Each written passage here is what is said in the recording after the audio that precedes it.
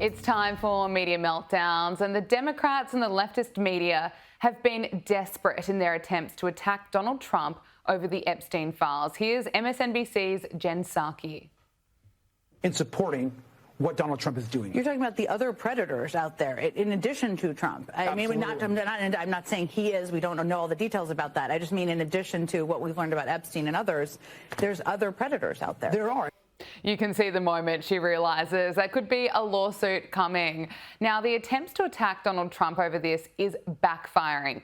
As I've said many times before, these files should have been released a long time ago. It should go without saying that pedophiles should never be protected. There needs to be greater transparency, and most importantly, there needs to be justice for the alleged victims. So finally, the House of Representatives passed a bill to compel the Justice Department to release a trove of files related to Jeffrey Epstein. Now, even the BBC is calling out Democrats for their BS, asking the obvious question, why these files were not released under Joe Biden. Why wasn't there more clamor in the Biden administration to make sure that these files were released? Well, I can't speak to that. What I will say is Donald Trump ran on the release of the Epstein files. But Congressman, I just want to jump in there because Jeffrey Epstein died in a jail cell in 2019. Yes, Ghislaine Maxwell, who you referred to, was prosecuted, convicted in 2021. But President Biden was in office, Democrats were in office, and could have pushed for this very argument to make sure that survivors were honored. Sure.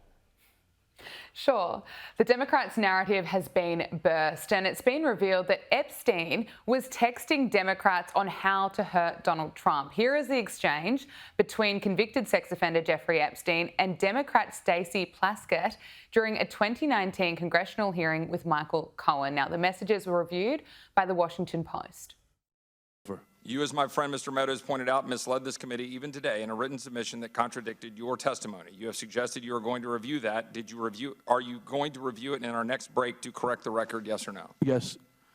Question, you helped out the president's campaign or were involved in the campaign as a representative, as a spokesman, even in your words today. It was your idea for the campaign dating back to 2011. Is that accurate, yes or no? Yes. Mr. Weisenberg and other individuals, Ms. Rona. Who are those individuals? Are they with the Trump organization? They are. Are there other people that we should be meeting with? So Alan Weisselberg is the chief financial officer. You got to quickly give us as many names as you can so we can get to them. Yes, ma'am. As Ms. Rona, what is Ms. Rona's position? Rona Graff is Mr. Trump's executive assistant. And would she be able to corroborate many of the statements that you've made here? Yes, her office is directly next to his, and she's involved in a lot that went on.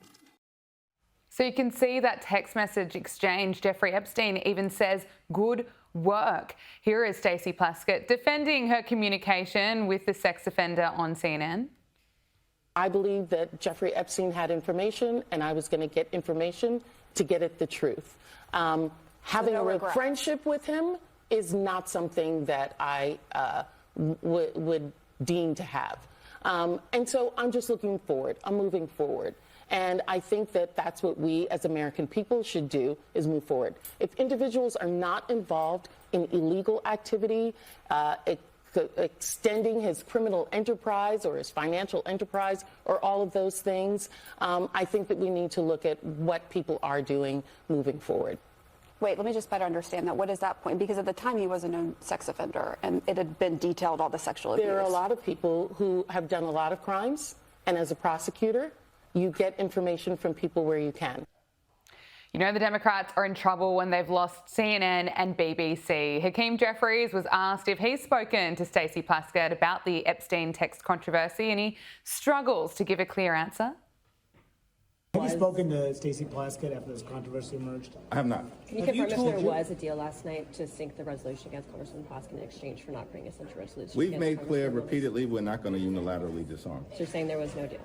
I'm saying we will not unilaterally disarm. Not now, not ever. Mr. Leader, why wouldn't you speak to Stacey Plaskett? I said I haven't spoken to her since the censure resolution went down. No, about this text controversy. I have not spoken to her since the censure resolution went down. Have you talked to her about this text controversy? She and I have talked, and it's a private conversation that will remain private.